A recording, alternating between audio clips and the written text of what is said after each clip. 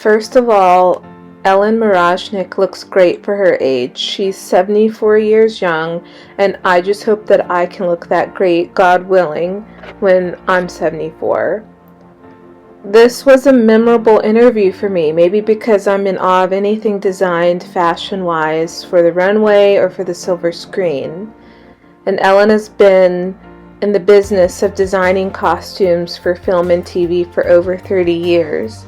And she's known for inspiring men's fashion in the early 90s, actually, when she created bold pattern ties, colorful suspenders, and crisp suits in the 1987 Wall Street film. After that film, men saw how sharply dressed Michael Douglas's character, Gordon Gekko, dressed, so they started dressing just like him. And that's all due to Ellen's eye for detail, and she enjoys designing men's looks.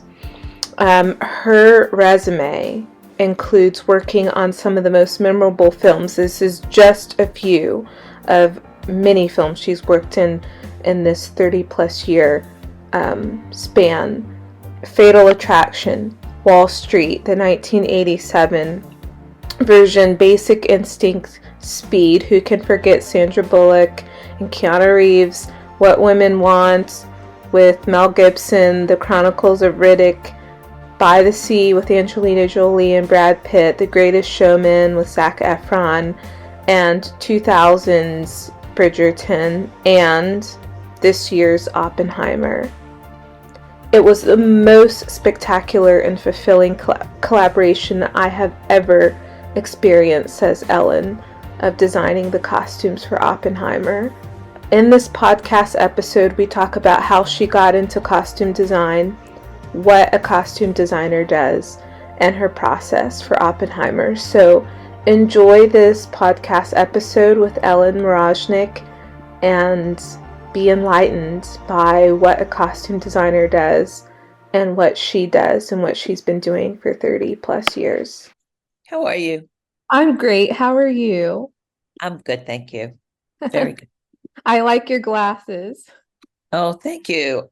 They're Quite, like, yeah, quite stylish. So mm, my name is Allie, and I'm interviewing you about your work in Oppenheimer for my podcast. So the first couple of questions are about like your early career getting okay. into costume design. So when did you know that costume design was for you, that you wanted to do films?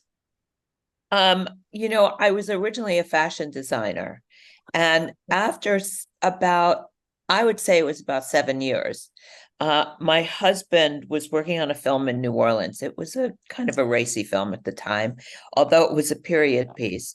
It took place in the French Quarter, and it was called the French Quarter. But I have to say, I went to visit because hadn't taken a vacation in a while. They didn't have a costume designer. Mm-hmm. And they said, would you like to do the costumes? And I just like said, yeah, absolutely. And I was really thrown into the fire immediately because it was very, very low budget. And it was also very challenging in the respect of it was a 1912 piece that had lots of girls and lots of more girls than not, because it took place in a house of ill repute in the French Quarter. But that being said, um, I think that it was Brooks Van Horn, which is no longer in existence, but it was a famous costume house at that time. Um, I had a contact there, and they were very gracious and lent quite a stock of costumes, and the rest I had made in New Orleans because it was pretty. It was very simple for me to know exactly what I wanted to create, cut it, have it done, and they became costumes. At the very last day, I can't even tell you right now how many days it was, but at the very last day, I said, "Well, this is for me." I Wow. didn't want my own company in fashion. I worked for some amazing people, and I was quite fortunate. And after that, I said, this is the only thing I want to do. I loved movies. I dreamt of movies all the time. I was one of those kids who would sit in the movie theater and look up and go, wow, take me there. So it was kind of at that moment, a natural transition. Yeah, it just made sense. It did 100% made sense. There was nothing else that I wanted to do. I never wanted to create another garment in fashion for the company, but I did. They were they said, you're not leaving till you have a little bit of a career that you can move on to. So I was real fortunate. No one threw me out the door, and no one said, it's silly. I was seen for what I was wanting to accomplish, and where I wanted to go on my journey. And I had great support. So that was it was really a great introduction. And I think after that, I was introduced yet again to someone through one of the people that was working on the film. I lived in New York, and I was introduced to someone who did commercials all the time. And then I did that. I assisted her, and this fellow who introduced us, it was a very successful production company.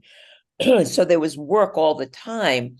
But what was great about it was that I really learned, it was in addition to thinking on my feet on the film, I was now having to learn the process of thinking on my feet without hesitation, because it all went so quickly. Yeah. And then I did that for a while, and then I became an assistant to Christy Zia on Fame, the movie, the first Fame. And Christy and I had known each other from commercials, and she had gotten the gig, and I was thrilled to do it. The movie was huge, actually. And in thinking about it now, it was a musical. It was huge. It was Alan Parker. It was his first film in the United States. And God, it was really one of those experiences that you never, ever, ever, ever forget. A couple of things come to mind. Yeah. Did you study fashion design? I studied in school. Yes. Yes. I went to visual arts for photography, but I was a lousy photographer. I couldn't take a picture in focus, but I continued at visual arts and in fine arts, and illustration. Then when I thought I wanted to go into fashion design, because I didn't think of it at first, I went to Parsons. But I was thrown out because I couldn't sew and I couldn't drape really well, but I could design. So they said, listen, you'll be a designer one day, but you're lousy at everything else, so we don't have time for you. And I left, but I got a job pretty quickly. It was just, it's like one of those things when you sometimes least expect it, but you are ready to go on your journey, things appear, and you're not like pushing a door so hard that you can't, like you think, oh, this is never going to happen. This is never going to happen. But things just rolled in a way that was a natural progression in my case. And with every disappointment came a nugget of joy and the opening of a door. The right door. The right door. And when it wasn't the right door, it still led to another door. So somehow, brother, as a young woman, I kind of felt I should follow the leads that were put, in front of me. And and it seems like also in this business, it's about who you know, or as as you move from one door to the next, people that you may have known or met will call you in the future for a film. Like maybe somebody you knew in your 20s calls you 20 years later. Do you Well, that's find? entirely possible. Yeah, I think that that's entirely possible. Um, it is, I don't really think it is just in the entertainment business. It's who you know and how you make those connections and stuff. I think that's in every business. Yes. The film business is a kind of insular community, so it might feel more like that in our business than others, Hmm. except um it's you just pay attention and just don't know what is going to happen. And if you're like up for it, You just the go for world opens up to you. It really, really does. And you have opportunity that you couldn't have written down it. on a piece of paper, Yes. It's So like a movie itself. yes, it is a movie itself. It's an ongoing movie. Yes. Yes. Okay, so before I jump into my questions for Oppenheimer, some people may not realize what a costume designer does. What is it that you do?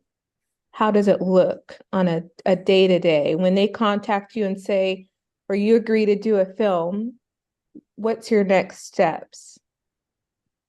Well, if I agree to do a film, if we all agree, I mean, we have to all be in concert with taking on a project. And with that project, um, what you do, of course, first is read the material, read the script, Mhm. understand what film or TV project, streaming project, wherever it's going to be platform, Mhm. whatever the project is, you understand it, you think you have an idea for the entire project.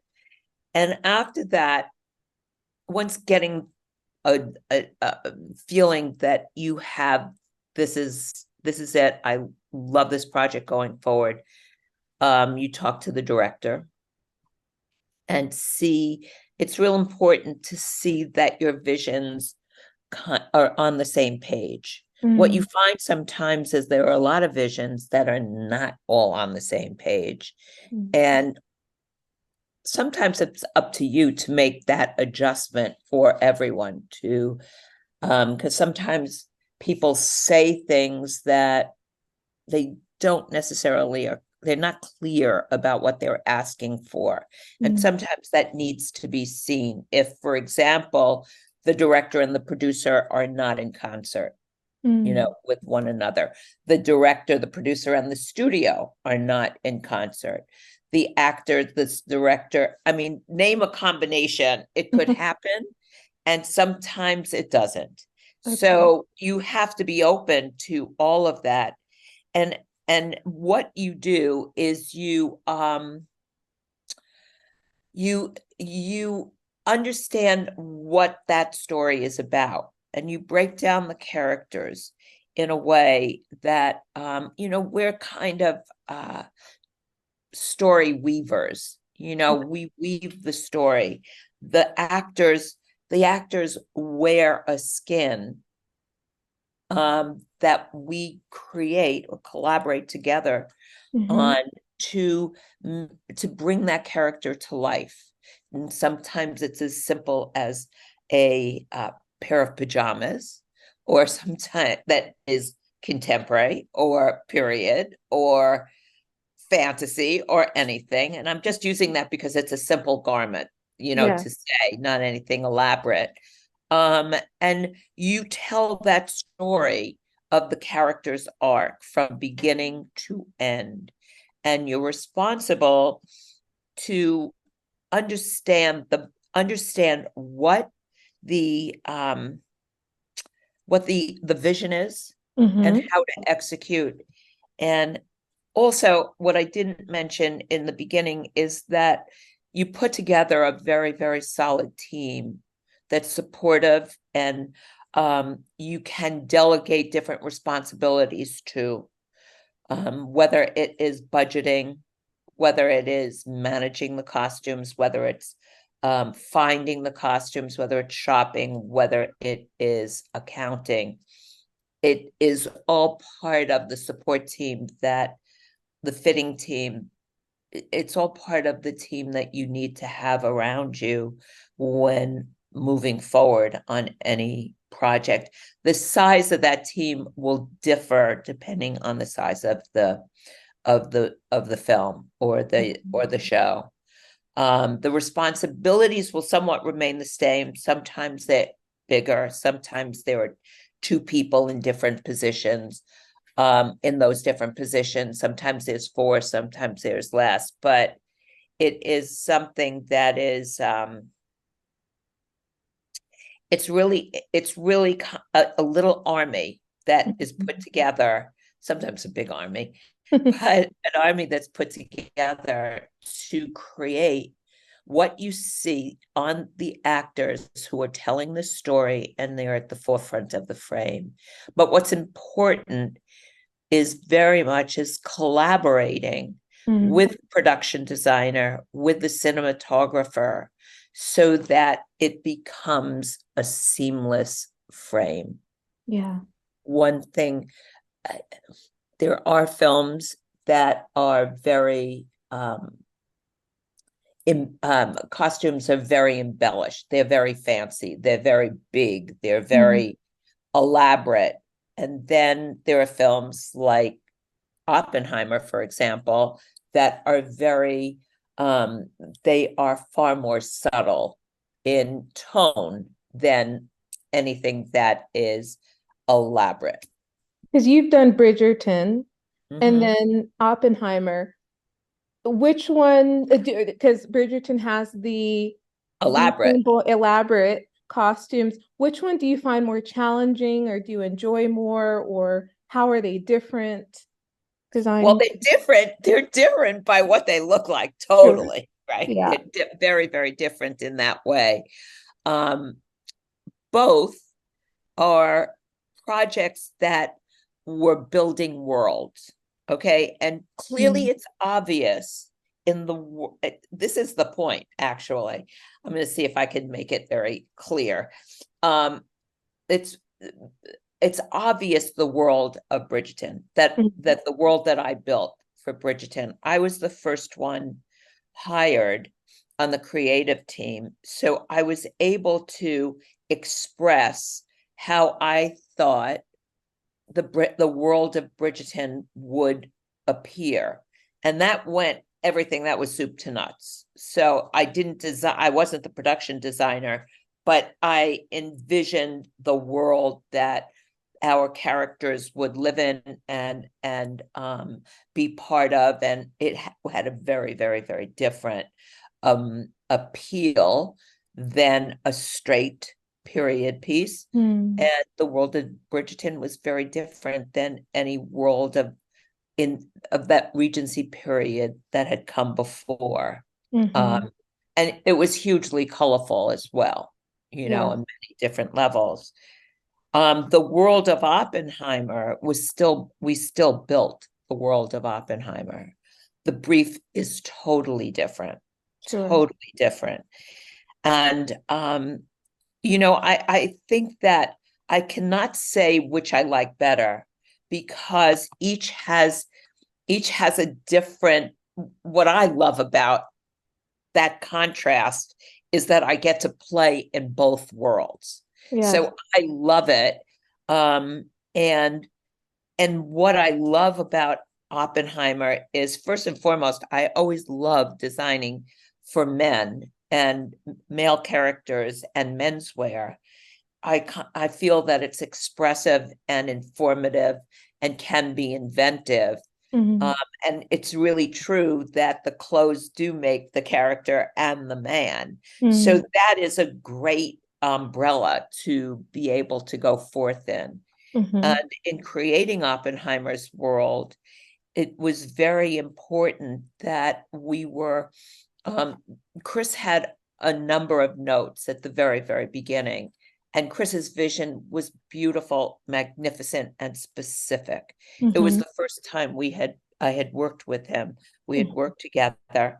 So in knowing how to work together, it's a little bit of in the beginning, it's like the very beginning stages of getting to know someone, but you have to work at double speed. You have to work at double 'Cause you're speed. making a So movie. it's Yeah. making a movie, and it is two lifetimes in one, Mm, if that makes sense to you. yeah. And so Chris did have a bunch of notes after I was totally immersed in the world of the research, and you just absorb all of it. And there Mm, was so much research. Ruth DeJong, who's our production designer, did an extraordinary job, and had research when I arrived soon thereafter, had research totally on every wall you could think of in this very contained office. And you walked through those halls and you just absorbed the research. wow. And you absorbed it in a way that you were embedded into the world that was before you. And then from that, when I started and included more of my research, it was still an immersion that was so informative. But there's a moment where you have to throw it away, in Okay. the sense of now you're immersed in that world. You know it like you know your name. You know it like Mm, you know the ABCs. But now comes Chris's note that is very clear. And what the first note was, he hoped that we could find a way to appeal to a modern audience. mm, And so what that meant was that although I had hoped to make the most perfect period, and I put quotes around that, most perfect period film, um, I was I had to take a little bit of a turn when that first note came in, because what that meant mm. was that I would have to study the silhouettes of all of the periods that were a part of our story, Yes. decide what was about those silhouettes that a modern audience would relate to, Mm, be discerning on what not to include and what to include, that would tell the story in a very easy way, that okay. it could flow. And knowing how Chris tells stories, and the script was just magnificent. It was very long, and it just told there was so many different layers. Yes. um I knew that he would overlap things and cut different periods together. And so what that meant for me was that I had to be able to design in a way that one period flowed into another period, flowed into another period, or cut back and forth with many different periods, all kind of chaotically coming to a climax, if so, Mm-hmm. without any definition on the screen that this was 1942, 1930, Mm. 19. So that challenge it's large. I It's a can it's a imagine. large count. It's a large challenge because it is about the characters that move through the story, and of course Oppenheimer. And um, you had to be judicious about what elements that you were going to use to Mm-hmm. tell the story, and hopefully you'd be right and Yeah. not wrong. And then, I mean, there was another note that he said that was a shocker. It was a Mm. doozy. It was like, oh wow. He didn't want anybody to wear any hats, male or female. Oh. It was only to be one hat in the film. Well, actually, there's two, but one major hat in the film, and that was the hat that Killian Oppenheimer wears. No one Right. else was to wear a hat. Now, I will take exception to military hats and one hat that Einstein wears. It's Okay. actually two hats that he wears. And those are story points and so on. But that was a disruption, that would be a general disruption to every period that we were in. Yeah. However, the story was told from Killian's point of view. Sure. So I did actually really have to imagine, what was this story without any hats, male and female, from Especially when it was a time period where people wore hats. they wore hats everywhere. You Yeah. know, women could be inside and not take their hats off. Right. Men would, for the most part, but we did have so many exterior scenes, and we had tons of extras and tons of principal characters. But I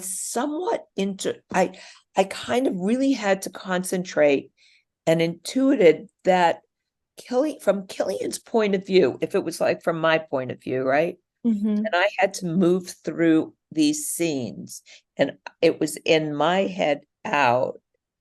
I actually understood how hats could be a distraction. It can be a distraction to the movement, the choreography, the symphony that Chris wanted to create. And that he's known for creating, yeah. And that he's known for creating. And to add to that point, he hoped that everything be real. He didn't use the word authentic, but it was implicated. Real, authentic, but, and this is the point, original.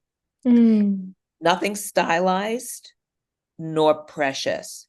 So with all of those, what I've just told you, those notes they were so informative and so specific that it allowed me to think about this world that moved in a way of the movement in Killian's brain. Yes. The genius that just didn't stop happening. And knowing as well is that our film, that this was like epic, but intimate. Yeah. Which was extraordinary, messy, and personal, but spectacular, like just a spectacular landscape of what you would see and learn. That it was a portrait, that it was a thriller, that it was a courtroom drama, and that it was could be everything combined, and that could form a new genre. But I think in the end, I really do think in the end, all of it, and the symphony that Chris created, and that it was the finest collaboration I had ever been involved with in my entire career. Wow. Collaborating with each and every actor that came to our door. Yes. Collaborating with Chris and Emma, collaborating with Ruth and Hoyta, my entire team, hair and makeup, visual and special effects, everyone. It was the most spectacular and fulfilling collaboration I've ever experienced. And I think everybody works in such unison. There's no chaos. You work at the highest level. You bring your A+ game, not just an A game. Yes. and you move like the speed of, is it light or sound? Always forget, but you I move think really light. quickly. Light. Yes, I think so. Yeah. You move that quickly because we shot it in 57 days. Wow. And I had a very little budget, but had many things to deal with, many actors, many changes. Mm-hmm. The IMAX camera, black and white and color. Mm. Um, and it was joyous. I mean, It it sounds was like you were hard. it sounds It like was you were challenged in a good way and that you learned things you've not learned in other films, maybe. I think so. I think so. And it was something that I can't point out exactly what I learned, Mm-hmm. but what I learned as an end result, my Lord, it was the most exceptional experience that I had been part of. And actually, um, our gaffer, who's a really great gaffer and great friend, said one day, and mind you, we all didn't know one another. Mm-hmm. Chris works with the same people, continually. And it was Ruth and I, production designer, and myself, who were the newbies on the block. Um, so it was quite, the experience, even more of an experience. But Adam said one day, he said, guys, this is what it's going to feel like to you when you think back on it. It's not Mm-hmm. going to feel like anything you've ever done. And Mm-hmm. I've done some pretty wild kind of, or had some pretty wild kind of experiences on many different types of projects. He said, but this is not going to feel like any of that. It's not going to feel like anything you've ever done. It's Wow. going And to it feel did. like it's going to feel like you played the Super Bowl, that you were playing in the Super Bowl. And when it is called wrap at the end, you will feel like you won the Super Bowl. And Wow. it can't be expressed in any better way. Mhm. That's entirely what it was like. Yes. How exciting. I mean, I loved watching the film. As the viewer, I was so engrossed into the story that yes, I now that you say it, that they did not put, 1940, 1942, because you're so much drawn in, you have to keep watching it or you'll miss something. But the costumes, even for Emily Blunt, for the various characters, and there's so many different. Yeah, I would see Casey Affleck on the screen. I'm like, is that Florence Pugh? Like, like all of these big Quite a lot. names. Yes, and all of that ties into the storytelling and with the costumes too. So I hope that you get nominated for an Oscar. That's very, very kind. I so appreciate it. You Yeah. know, the costumes on our film, what I'm so very proud of is that they're, you when you watch a great story, Mhm. like a great story, and this is epic and a masterpiece, I believe, you actually watch it in a way that the costume should not interrupt the storytelling, which goes back to the notes Yes. that Chris first shared. They were a little bit different because of um appealing, you know, because it was different periods, but appealing to a modern audience. There is that notion that you really do have to consider in a way that is not necessarily like doing a strict period piece where there are certain rules, right? Mhm. But the thing that is quite remarkable about this is that you shouldn't notice the costumes. They're Mm. just part of the storytelling. And Yes. that's the difference between usually what gets nominated, what doesn't, because what Mm. gets nominated usually is what you do notice. And Yes. it is usually a costume piece, different genres, but usually a costume piece. but I am very, very proud of the work that we accomplished on Oppenheimer, and I'm very proud that the costumes are part of the seamless epic that the audience gets to watch. Yes, it's well done. Thank you. Well Thank done. you. Yes, thank you for your time. I My know that I pleasure. don't want to keep you any longer, but it's fascinating the work that you and other costume designers do, because I go to Paris 4 times a year to cover collections, and Right. it's another world. Beautiful costumes on the screen, beautiful on the runway, but it's two different approaches and worlds. It is, but I have to say, there are not a lot of costume designers that actually agree with what I am about to say, Mhm. but maybe because I came from that school of fashion and creating fashion, for Mhm. consumption, Mhm. there's a lot that we're all designers.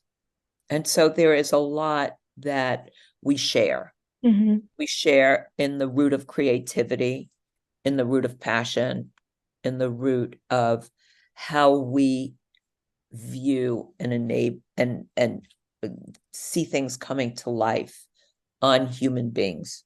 Mhm.